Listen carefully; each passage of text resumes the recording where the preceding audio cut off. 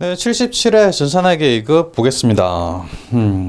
이렇게 뭐 수험 번호랑 감독 안 확인 번호 유형 나와 있고요. 1번부터 보죠. 1번 다음 중 손익계산서에 반영되는 계정 과목이 아닌 것은 손익계산서 그러면 수익 비용이죠. 자산 부채 자본은 재무상태표. 딱 보니까 선급 비용 미리 준 비용이다. 이거는 재무상태표 자산이죠, 자산. 그래서 답이 3번이고요. 다음 문제, 결산 시 미지급 이자 비용을 계상하지 않았을 경우 재무제표에 어떤 영향을 주는가? 미지급 이자 비용은 일종의 부채인 거죠, 부채. 그래서 이런 분기를 누락했다는 겁니다. 자변의 이자 비용. 얼마, 대변의 미지급 비용. 이런 분계를 누락했다는 거예요. 계산하지 않았다, 누락했다. 그럼 재무제표에 미치는 영향은 미지급 비용이라는 부채를 과소하게 계상했다는 거죠. 부채, 비용 과대, 이거 누락했으니까 비용도 과소, 비용 과소, 부채 과소, 그렇다는 이야기입니다. 비용 과대 아니죠. 부채 과대 아닙니다. 자산하고는 상관이 없죠. 순이익이 과대 계상된다. 순이익은 수익 빼기 비용 하면 이익인데, 이 순이익, 단기 순이익 말하는 거죠. 지금 비용을 과소하게 계상했으니까 거꾸로 이익은 과다가 되는 거죠. 이해되시죠? 그래서 이 순이익 과대, 답이 4번이 되는 겁니다. 넘어갑니다. 3번입니다. 다음 거래 요소의 결합관계에 해당하는 거래로 옳은 것은 차변의 자산 증가, 대변의 자산 감소인 거 분개해보면 되죠. 뭐 어렵지 않습니다. 거래처에 현금 50만 원을 3개월간 대여하다. 그러면 3개월이니까 차변의 단기 대여금 50만 원, 대변에는 현금 50만 원 이렇게 되죠. 자산 감소, 자산 증가. 맞네. 답이 바로 1번이네. 1번입니다. 2번 보죠. 다음을 본 전기요금. 전기요금은 뭐 전력비라든지 수도 강열비 이런 비용이 나오는 거죠. 비용은 없습니다. 그래 틀렸고요. 3번 전기의 대금에 대한 이자를 받았으니까 이자 수익은 여기 없죠. 그래 틀렸고요. 4번 거래처의 외상 대금 55만 원 현금을 이건 해봐야 되겠네. 대변의 현금 55만 원. 자산이 대변에 감소한 건 맞는데 차변은 외상 대금, 외상 매입금. 차변의 외상 매입금. 외상 매입금 55만 원. 부채 감소죠. 자산 증가가 아니라 부채 감소. 그래서 답이 1번. 4번 보겠습니다. 다음 그림의 가해 절차에 대한 설명으로 옳은 것만 모두 고른 것은 거래가 생기면 분계장에 분계를 하고 분계장에 있는 거를 계정과목별로 분류해가지고 총 계정장을 계정과목별로 작성한다. 가는 이제 전기에 해당하는 거죠. 전기. 분계를 원장으로 옮겨 쓰는 거 전기라고 하죠. 옳은 것만 모두 고른 것은 1번 기억번 분계장의 기입 내용을 해당 계정에 옮겨 적는 과정이다. 맞네. 전기의 개념입니다. 기억번이 바로. 니은번 전산회계에서는 자동 처리되므로 가해 과정이 생략된다. 전산회계에서 우리 이때까지 공부하면서 분계장에 있는 내용을 종계정 원장으로 옮겨 적는 거 해보셨나요? 제일 처음에 기본 이론할 때 이렇게 되는 거다라는 걸 한번 써본 적은 있습니다. 그런데 우리 실무 공부하면서 이런 과정을 입력하거나 그런 적 없죠. 전산회계 할 때는 프로그램이 자동으로 이걸 해줍니다. 사람이 손으로 하는 게 아니에요. 이론 파트 할 때만 조금 이렇게 된다는 거 논리를 알기 위해서 한번 해본 거고, 전산회계 실무 프로그램 운영할 때는 이런 과정을 해본 적이 없죠. 생각되는 거 맞습니다. 생각된다. 기억 니은 다 맞고요. 이것번 가는 어느 계정 어느 변에 얼마를 기입하는 그 결정하는 절차. 그런 절차는 이런 절차는 차변 어느 변, 차변 대변 어느 계정 현금이나 뭐 당좌예금 이런 같은 계정에 얼마를 기입할 것인지 이거는 분계하는 걸 말하는 거죠. 그래서 기억 니은만 맞습니다. 답이 2번입니다. 5번으로 가겠습니다. 다음 중 회계상 현금으로 처리할 수 있는 것은 딱 보니까 자기합수표는 무조건 현금이다. 바로 보이시나요? 바로 보셔야 됩니다. 자기합수표는 현금이다. 거래처에서 발행한 약속금은 우리가 받았다면 받을 어음이죠. 보통예금 말 그대로 보통예금이고요. 국채는 일종의 유가증권에 해당합니다.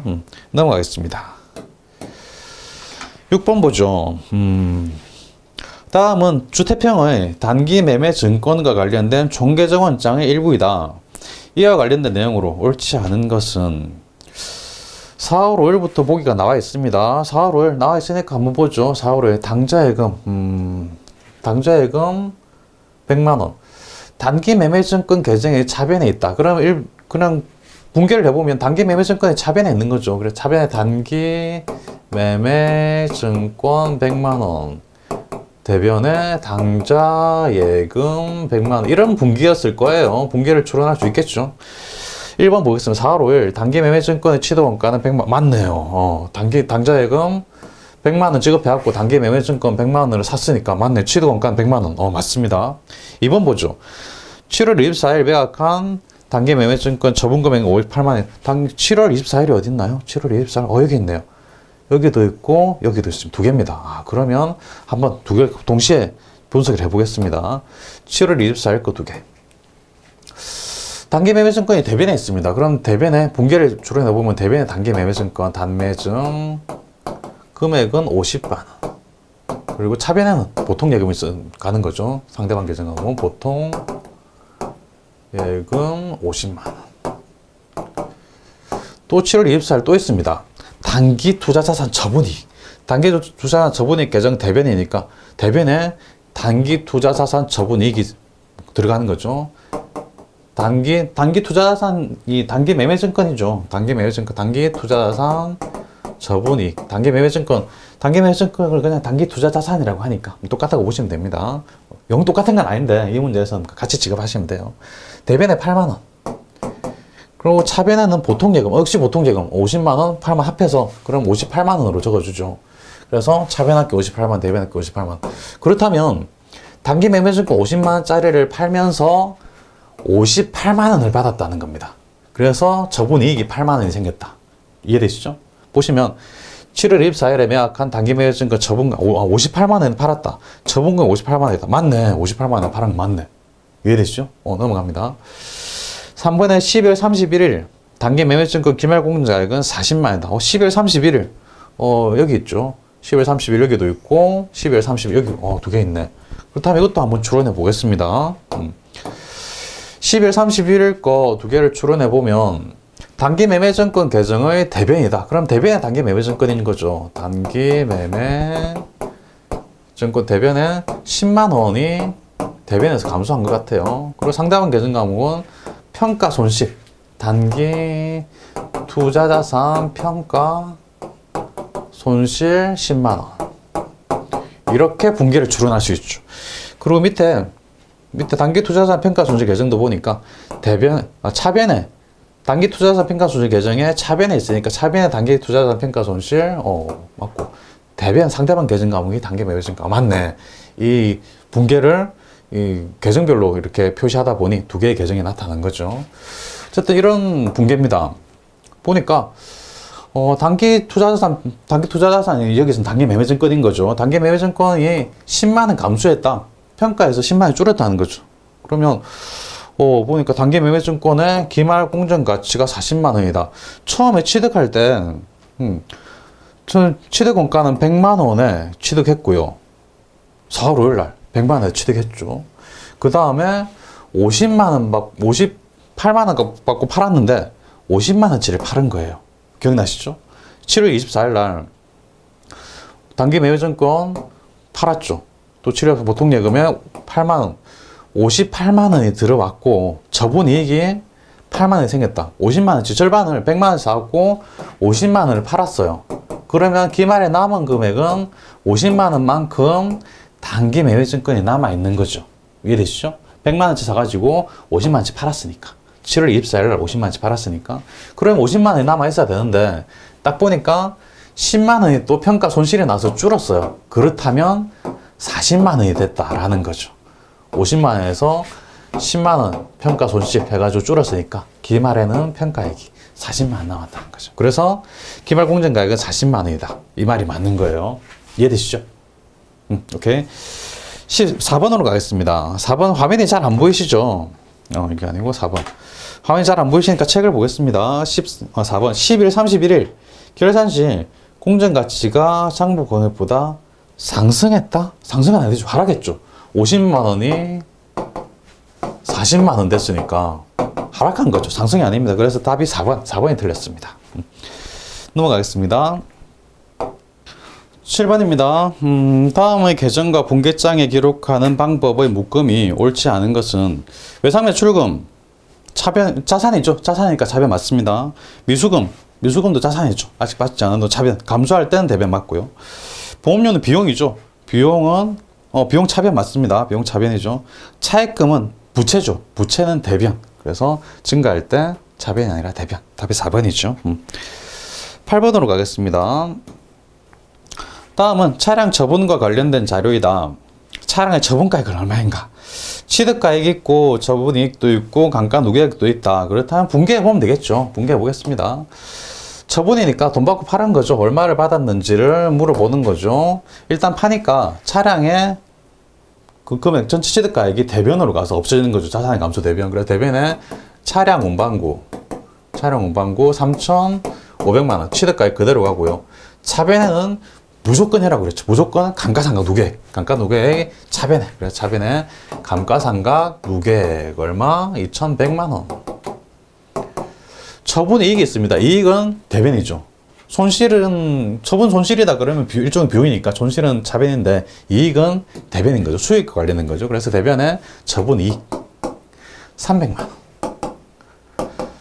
차변합계가 3,800만 원이니까 대변합계 3,800만 원이니까 차변합계도 3,800만 원이 돼야 되겠죠. 그럼 여기서 뭐 현금 받았으면 차변 현금 이렇게 또는 뭐 외상이면 미수금 이렇게 되겠죠. 3,800만 원 빼기 2,100만 원 하니까 1,700만 원. 1,700만 원 받고 팔았다는 거죠. 처분가액은 3번 1,700만 원. 9번으로 가겠습니다. 9번 다음은 급여 명세표이다. 일부이다. 공제 내역의 가 내용을 예수금 계정으로 예치를 하는 경우 가의 내용으로 적재를 하지 않은 것은 월급 지급할 때 급여에서 예수금을 떼는데 보통은 소득세, 세금하고 또는 뭐 4대 보험 이런 걸 떼는 거죠. 4대 보험은 국민연금, 건강보험, 고용보험 뭐 이런 걸 말하는 거고 세금 떼는 거 맞습니다. 예수금 내역, 예수금 맞고요. 소득세 맞고요. 상여금은 지급하는 돈이에요. 월급하고 비슷한 거예요. 회사가 직원한테 지급하는 겁니다. 그래서 급여 내역에 있어야 돼요. 지급하는 거니까. 국민연금하고 건강보험도 4대 보험의 일종이죠. 그래서 답이 2번입니다. 10번으로 가겠습니다. 10번. 주서울의 12월 매입과 매출 자료이다. 선입선출법에 의한 12월 말 재고자산과 매출원가가 얼마인가 물어봤습니다. 일단 선입선출법이다. 돼 있고 보죠. 월초 재고가 이렇게 있고 매입도 이렇게 있고 매출이 한 번 있었습니다. 매출이 150개 매출이 됐어요. 그렇다면 이 150개 선입선출법이니까 월초 재고 100개 월초 재고 100개 하고 12월 10일 날께 50개 나갔을 거예요. 합해서 150개가 되죠. 선입선출법이니까 그렇죠. 그러면 이제 매출원가를 구할 수 있습니다. 매출된 거는 월초 재고가 전부 다 매출된 거죠. 그리고 12월 11일 날 매입한 것 중에 50개가 나간 거다. 그러면 월초 재고 100개 300원, 개당 300원 하면 곱하면 3만 원이 일단 다 나간 거고요. 그 다음에 12월 10일 거 50개가 나간 거죠. 50개 400원, 5, 4, 20, 2만 원치가 나간 거. 그렇다면 2만 원하고 3만 원하고 합하면 5만 원이다. 매출원가는 5만 원인 겁니다. 그래서 1번과 2번 중에 답이 있고요. 재고자산, 남아있는 재고자산은 어떤 게 남아있나요? 12월 27일 날 매입한 100개 이거는 다 남아있겠죠. 이거는 뭐 안 팔렸으니까 곱해주면 5만 원 이렇게 남아있고 그 다음에 12월 10일 날 매입한 200개 중에 50개 팔았고 150개가 남아있겠죠. 그러면 개당 400원 150개 곱하기 개당 400원 하면 암산이 안 되죠? 보면 계산해 보면 이거 150개 곱하기 400개 그 다음에 여기 5만원 다 계산해 보면 11만 원이 돼요. 그래 답이 1번이 됩니다. 11만 원. 암산이 안 되니까 계산기 무조건 두드려 보셔야 되는데 150개 곱하기 400원 하면 6만 원이 됩니다. 6만 원 더하기 5만 원에서 11만 원이 되는 거죠. 그래서 답이 1번입니다. 11번으로 가겠습니다.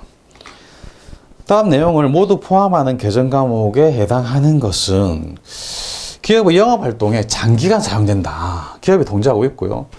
물리 형태가 없다. 여기서 결판이 났죠. 물리 형태가 없는 거는 무형자산밖에 없습니다. 무형자산.